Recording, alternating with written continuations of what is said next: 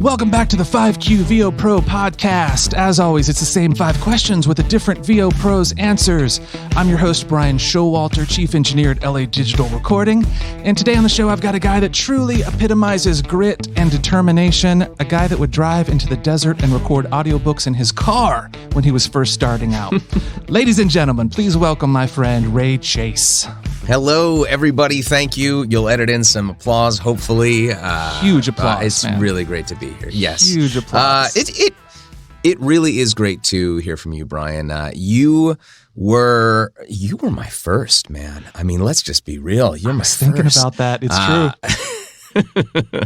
I started out, my first time in a booth ever was over at Dave and Dave, now LA Digital Recording, and I was brought in as a recommendation by a voice actress named Nicole Fazio, who I met online during the AFTRA radio play auditions, and she liked me, and she said, "You should come into Dave and Dave," and we did something which I didn't know was extremely unusual.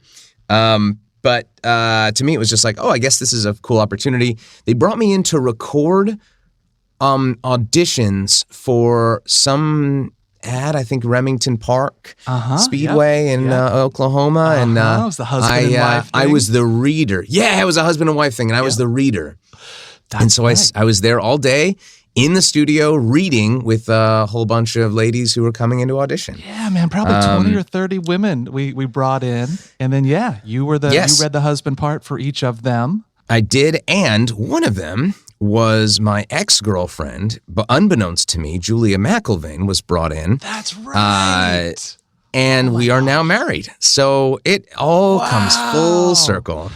Pretty crazy, huh? That is so cool, man. I remembered that story, but I had forgotten some of the little details. It was, what a crazy day, man. How crazy. Right, yeah. And we were like, who's this kid? We're going to throw him to the wolves, man. Well, yeah. You want to be in the booth? You want to read with all these women all day? Sure. This will be good for you. Yep. That's great. Yep. I had no chance of booking anything. There was nothing at stake for me. Right. It was just being in a booth for the first time professionally. I remember I did send off a take with you and one of the women. We were like, this great guy, Ray That's Chase, right. He's helping us out today. Yes. And they were probably like, yeah. It was May 2nd, 2011. 2011. So 9 years ago. 9 years, man. That's good. I'm glad you brought that up, because that's kind of like your 9-year journey from the beginning. 100%. Yeah. 100%. Which is great, man. Wow. That leads us into the first question, which is, what were some of the jobs you were doing before getting into voiceover? What was Ray Chase out there doing? Yeah, before you started making your way into voiceover. I was an SAT tutor, which was a pretty cool job because it was around. It was all around towns that I got to do it. So I got to drive around the greater Los Angeles area, a place I was not familiar with, not having a car in. I went to USC, but I didn't have a car in Los Angeles, so I didn't know the city at all. So I got to drive around to people's homes and teach them SAT tutoring, and got to know the city a lot. But what I really wanted to do was be a bartender.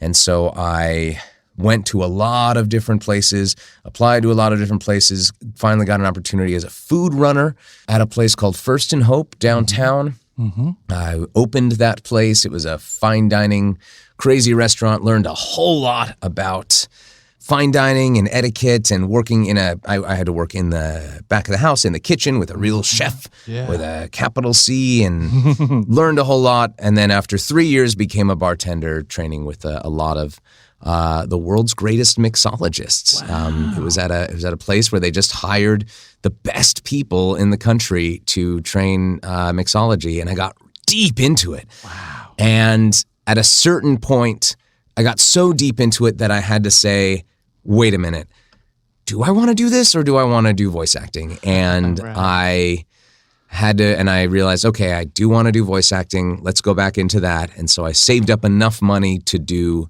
go 2 months without working. Wow. And I spent those 2 months working really, really hard to get some sort of opportunity. Mm-hmm. And I did. I booked the voice of Coke Zero. That was how it all started. Let's jump on to question number 2. What has been your favorite voiceover gig of all time? Maybe not the biggest, the highest profile, although sometimes they do line up, but what was just your favorite, most enjoyed doing the work, doing that voiceover gig?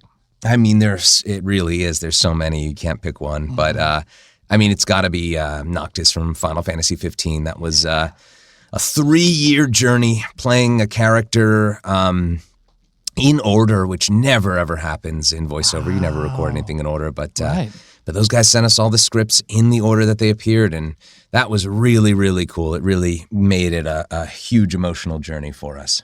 3 years. Wow. Number 3. What was your worst session of all time? Either you were struggling with the character, or the director didn't know what they wanted, or just one of those sessions that did not go well. Well, I would have to say for sure, and not necessarily a session I had, but an audiobook I did that I had to do over again. Ooh. Because I mispronounced the main character's name. Oh. It was a very, very sad day when I got that email. Oh, man. To do an entire audiobook over again is a lesson in futility. Did not get paid again. Or maybe I did get paid again. I don't know. But still, to read the words that you already did again, it was like a 400-page book. Oh. It was just like, oh, man, that was a miserable day. All right, number 4. What's one piece of advice you'd give to the people just starting out in voiceover, the semi-pros, trying to make it their full-time gig? It is a career of making a lot of connections and having all of them cast you once every 2 months. So that by the time to get full-time, you have enough people that when they're casting you every 2 months, you have one every week coming in from other people. That's good. So man, I remember my first client was Dmitry Kuzmenko, who made iPhone games and hidden object PC games for retirees. And I worked with him once a month. So I was like, all right, I got that $200 coming in. Cool. But that wasn't enough to live off on. Right. But once I had 10 of those coming in, then it was enough to be like, all right, even though they're only hiring me every other month, I can have some reliable work where I don't have to go into a job and tutor or do bartending all day. That is it's a hard thing to do, but that is the way you do it, because once you have a full-time job, then you can spend so much more time working on refining connections, making your reels sound great, and work on your craft, which are the hardest thing to do. Good stuff. All right, last but not least, question number 5. What's a quote or anecdote, some little story that stuck with you over the years in voiceover that you kind of always fall back on? I got my start with Dave and Dave Sebastian Williams. I remember it was you who came to my house, right? To install the booth, right? Yep. Yes, wow, look at that. So there was a time when I was doing audiobooks and things in my closet, and the closet didn't work because I lived on Chandler Boulevard, which has a bus stop, and so I'd have to stop recording every 20 seconds. So I started going in my car out to the mountains by Sunland from the hours of midnight to 6 a.m. because the airplanes didn't go overhead. Wow. And so I'd spend those hours in my car recording audiobooks until the battery died, then going down to a 24-hour taco stand, charging my computer, and then going back up to finish these first few books. Wow.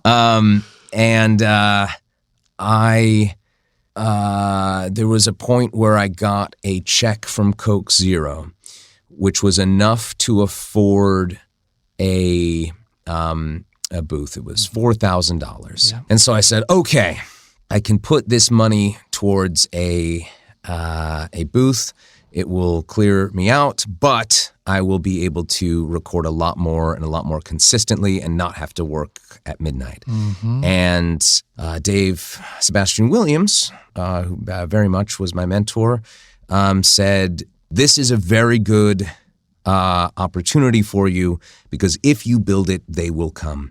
What he meant by that was that once you install yourself, once you have an actual studio at home, once you invest in that better microphone, you will always get paid back dividends for making that jump.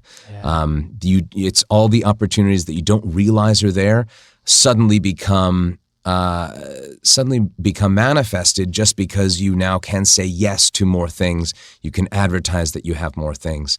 And that really jump-started my career going from, doing local commercials and iPhone games and stuff to booking much more high-profile work, was getting that home studio. Yeah.